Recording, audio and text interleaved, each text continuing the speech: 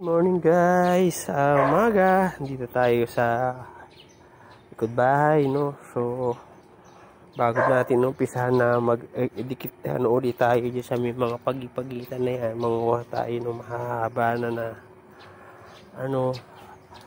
at saka mag-inis pa doon sa ating mga pananim. Pa-harvest muna ako ng konting tawag rito, kuha muna tayo ng konting pako. Pili mo natin ngayon. Medyo pwede pa naman to, malambot-lambot pa naman yung dahon. Ikaw walang talbos, kuha ka ng dahon na mura. O ayan, kuha tayo ng ensaladahin natin yung mamaya.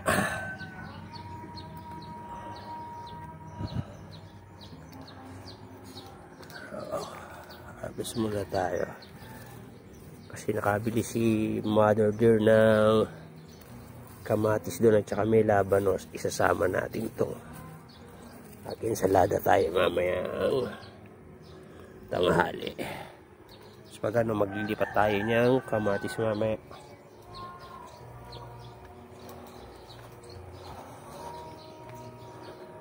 Oh, ayan, maganda. Marami tayong talbos eh. Ayan. Ayan, nakita nyo guys. Marami tayong patalbos.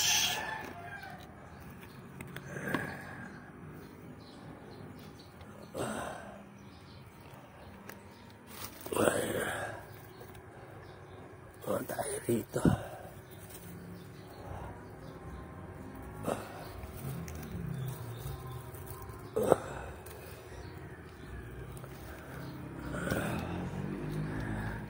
Samahan natin yung mamaya ng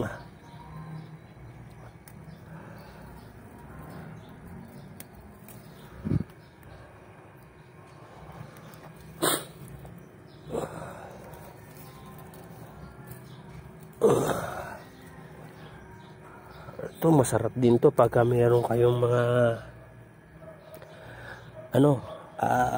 yung hipo na medyo pansigang, gagataan mo kasama to.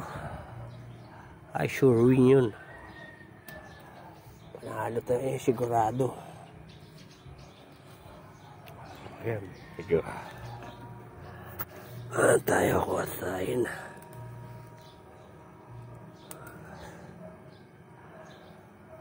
Ayan, tayo dito sa bandang likod.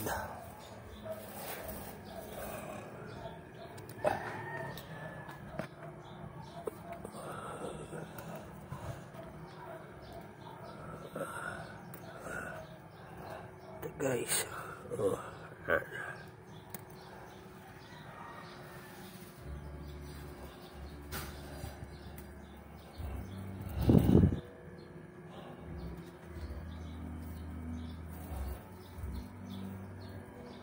ayan, marami na rin mga tumutubong bagong magliliit.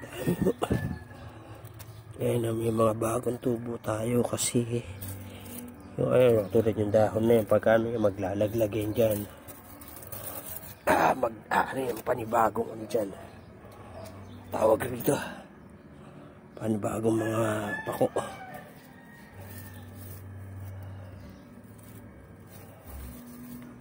So ayan, madami-dami na rin konti na nakuha natin.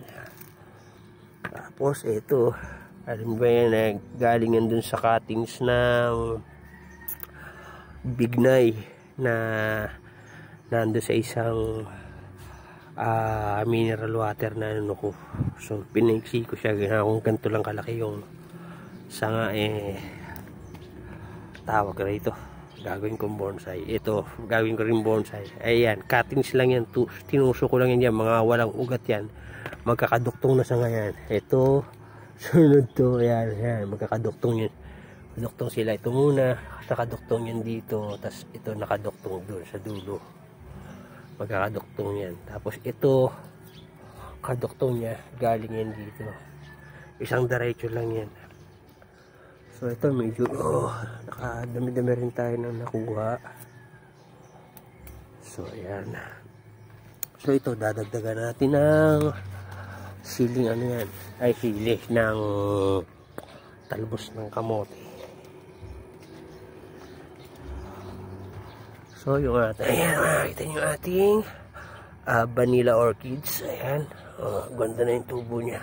Lumaki na siya. So andyan lang sila. Dun sa ginawa natin, binonsai natin na bayabas. Ilan lang nabuhay? Isa, to, dalawa, 50-50 pa to. So hindi sila mga nakasurvive. Ito, isa, dalawa.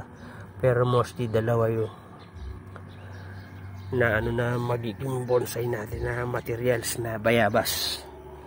Pero yung bayabas yan guys, guava apple din yun, ha. Guava apple na bayabas. Muna natin, ha. So yung bentin transplant natin na ano, mga kamatis at saka pakwan, kalabasa buhay na. Tapos itong ating palang ampalaya para mas mabilis magsanga. Gagawin natin, putulin natin itong dulo. Tingnan natin para magsanga siya. So pag nagsanga yan, mas mabilis siya lalago. Mas mabilis siya lalago kasi magdudubli yung sanga sa dulo. So ito guys, ginagawa to sa lahat ng klase na ano, kung gusto mo mabilis silang gumapang at saka lumago, yung part din to ng pagpupruning sa halaman na para mabilis magsanga. Sa kalabasa, ganito rin yung ginagawa nila pagka ano, pinuputol yung dulo habang bata pa, para pagka ano, magsasanga siya, mas ganun, mas mabilis yung kakapal yung ano, puno natin. So ayan, tanggalin lang natin yung mga dulo. Ito medyo maganda, malago siya.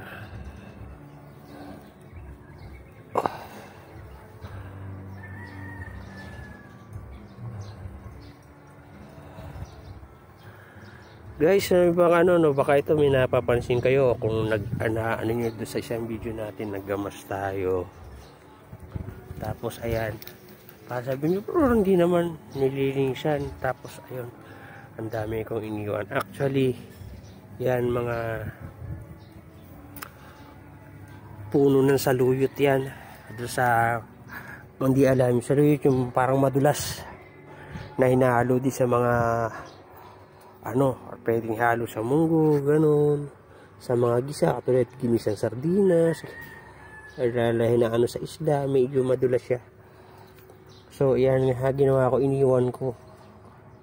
Pero yan kasi pwede mo rin siyang itanim kung gusto mo, dahil meron naman yung sariling buto. Pero mostly yan pagka ano talaga yan, nabubuhay yan eh, kusa lang yan tumutubo dahil nililipad lang ng hangin yung mga buto niya, tsaka dala-dala ng ibon. So kita nyo, dami na naman talbos ng ating kamote kasi lagi natin tinatalbosan. So panguha tayo ng yung pinakadulo lang. Ganito lang kahahaba. Sasama natin yun dyan sa gagawin nating ensalada mamaya. Sabay natin yung gagawin. Babanlian lang din natin.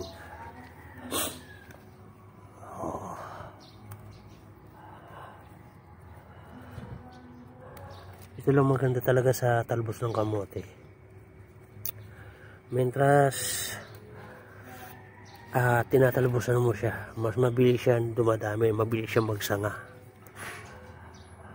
So pagka dumadami agad yung sanga niya, pabor din sa'yo kasi mas mabilis, mas marami kang maharvest sa susunod.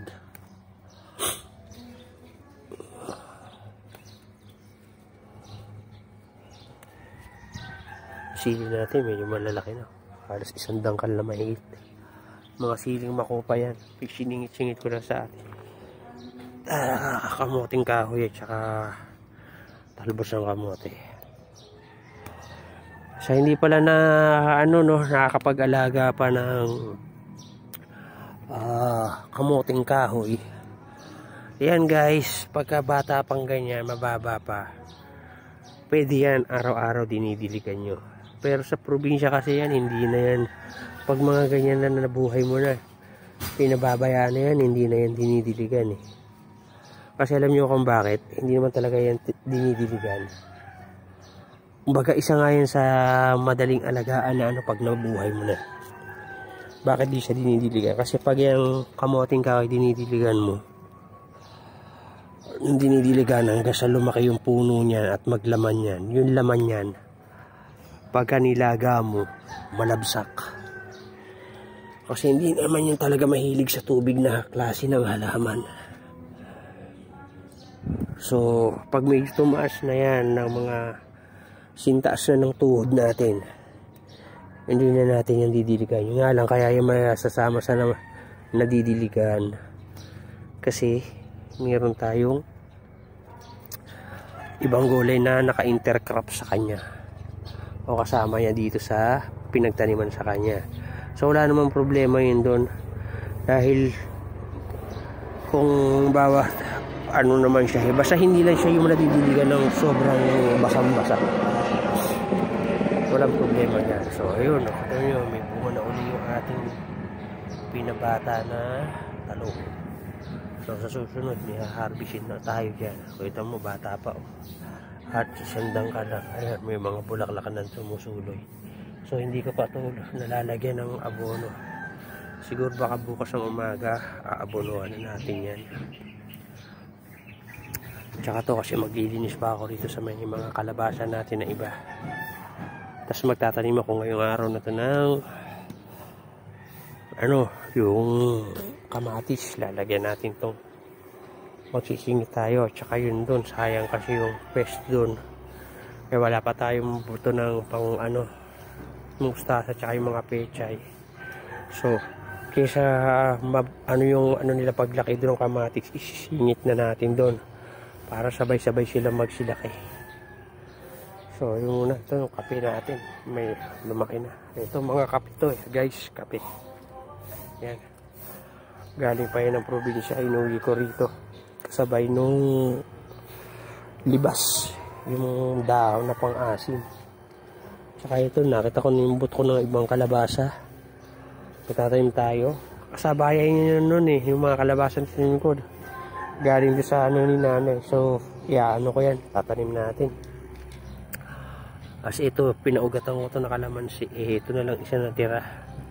So pag mamarkot uli ako dun sa ng ate ko. Kasi ito, nagtubuan na yung kamuting pansigang yan. Tsaka to pag sisingit-singit na natin, sayang para makalagay maigi.